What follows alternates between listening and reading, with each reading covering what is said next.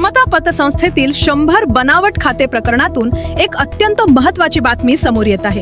या बहुचर्चित आर्थिक घोटाळ्यातील मुख्य आरोपी अशोक खरात याला आज राहता येथील प्रथम वर्ग न्याय दंडाधिकारी न्यायालयात हजर करण्यात आले होते। न्यायालयात झालेल्या दोन्ही बाजूंच्या युक्तिवादानंतर न्यायालयाने खरातला 7 दिवसांची पोलीस कोठडी सुनावली आहे। समता पतसंस्थेच्या राहता शाखेत मुख्य आरोपी अशोक खरात याने अत्यंत शिताफीने स्वतःच्याच भक्तांच्या कागदपत्रांचा गैरवापर केला।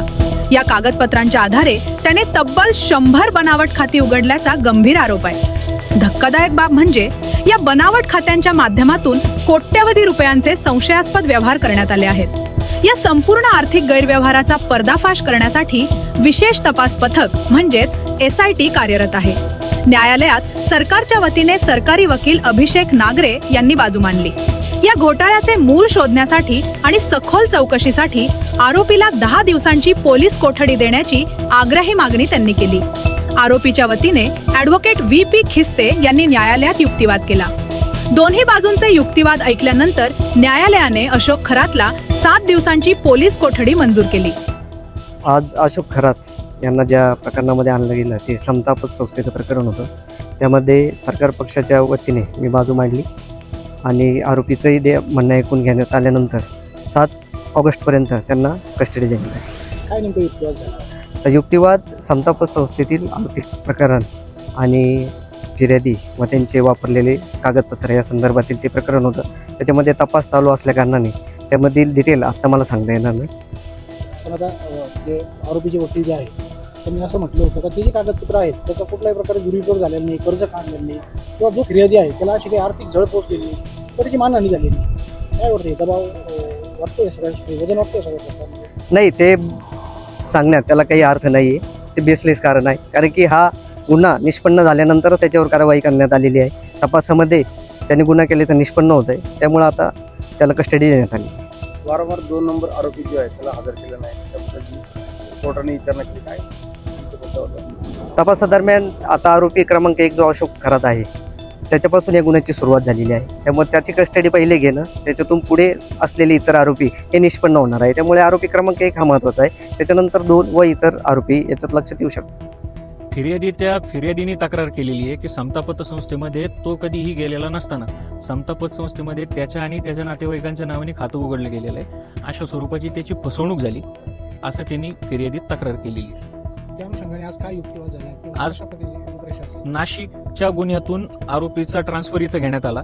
आरोपीच्या ट्रान्सफरमध्ये तपासी अधिकाऱ्यांनी 10 दिवसाची पोलीस कस्टडीची मागणी केली होती, ज्याच्यामध्ये जे काही बँकेतले खाते आहेत त्या सगळ्याचा तपास करणं आणि त्या अनुषंगानं आरोपीकडे चौकशी करणं या मागणीकरता ती 10 दिवसाची मागणी करण्यात आली होती। पण गुन्हा हा दाखल होऊन 4 महिन्यापेक्षा जास्त कालावधी झालेला आहे। या पूर्ण कालावधीत तपास यंत्रणेने कुठल्याही स्वरूपाचा तपास केलेला नाही। गुन्ह्याच्या कामी जो एक अन्य आरोपी नंबर 2 आहे त्याच्याही अटक किंवा त्याच्याही कुठलं चौकशी केल्याची कुठली केस डायरी किंवा तसे कागदपत्र दाखल केलेले नाही। आणि फसवणूक म्हणण्याकरता तर फिर्यादीला या प्रकारामुळे त्याचं कुठलंही आर्थिक नुकसान झालेलं नाही असं युक्तिवाद करून पोलीस कस्टडी देण्यात येऊ नये अशी मागणी कोर्टाकडे करण्यात आली होती। सरकारी वकिलांचा आणि आरोपीच्या वकिलांचा युक्तिवाद ऐकल्यानंतर मान्य न्यायालयाने आरोपीला गुन्ह्याचं तपासकामी आणि गुन्ह्याच्या तपासाचं सहकार्य व्हावं याच्याकरता 7 तारखेपर्यंत पोलीस कस्टडी मंजूर केलेली आहे। याच्यामध्ये आणखीन काय काय तपास करणं बाकी आहे असं वाटतं तुम्हाला? आता आजच्या रिमांड रिपोर्टमध्ये पोलिसांनी म्हटलंय की बनावट जे खाते बनवले गेलेत त्याच्यामध्ये अन्य कोणाचा सहभाग आहे, बँकेत नेमके कोण लोक गेले होते काय, या सगळ्या अनुषंगानं त्यांना तपासाची आवश्यकता आहे। त्याच्याकरता आता ही 7 तारखेपर्यंतची दिलेल्या PCR मध्ये ते पुढचा तपास करू शकतील। आता याच्या पुढचे आपले काय कशा पद्धतीने अपेक्षा आहे? नाही, आता पुढचं युक्तिवाद म्हणजे त्यांनी ह्या आता 7 तारखेपर्यंतच्या दिवसाचं ते काय युटिलायझेशन करतात त्या स्वरूपाने पुढचं आता सगळं राहील, कारण आता हा तपासाचा इनिशियल टाइम आहे। पुढच्या रिमांड रिपोर्ट पर्यंत जे काही तपासात घडामोडी घडतील त्याच्यानुसार पुढच्या गोष्टी ठरवल्या जातील। आरोपी नंबर 2 काय झालं?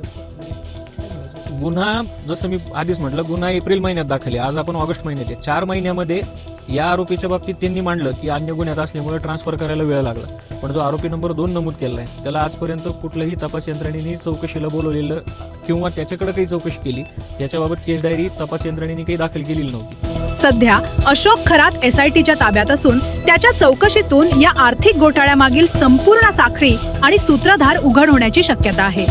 या गैरव्यवहारात आणखी कोणाकोणाचा सहभाग आहे बनावट खाती उघडण्यासाठी पतसंस्थेतून कोणी मदत केली होती का?